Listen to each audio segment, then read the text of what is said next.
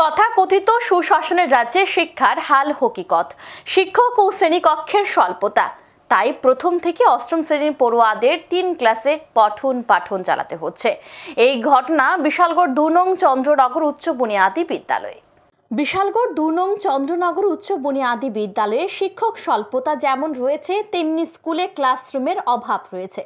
এই স্কুলে বর্তমানে প্রথম থেকে অষ্টম শ্রেণী পর্যন্ত পড়ুয়া রয়েছে ৩৫ জন, শিক্ষক সংখ্যা ৬ জন। শিক্ষক ও শ্রেণীকক্ষের অভাবের জন্য চলতি বছরের ১ জানুয়ারি থেকে ৩টি ক্লাসে চলছে পঠন পাঠন। বিদ্যালয়ের দুপুর বিভাগের ইনচার্জ জানান, প্রথম শ্রেণী থেকে তৃতীয় শ্রেণী একত্রে, চতুর্থ শ্রেণী, পঞ্চম শ্রেণী ও ষষ্ঠ থেকে অষ্টম শ্রেণী একত্রে ছাত্রছাত্রীদের শিক্ষাদান করার ব্যবস্থা করা হয়েছে।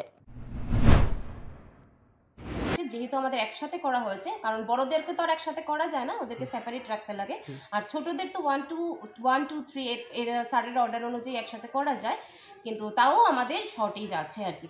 ক্লাসরুম দিলে আমাদের ক্লাসরুমগুলো সুন্দর করে সাজানো যেত আর কি।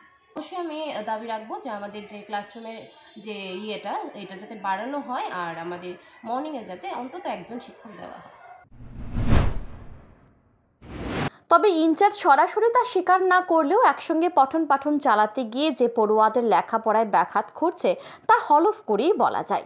দাবি উঠেছে গুণগত শিক্ষার কথা চিন্তা করে শিক্ষক স্বল্পতা মেটানোর পাশাপাশি পরিকাঠামো উন্নয়নের। Bureau report, news today.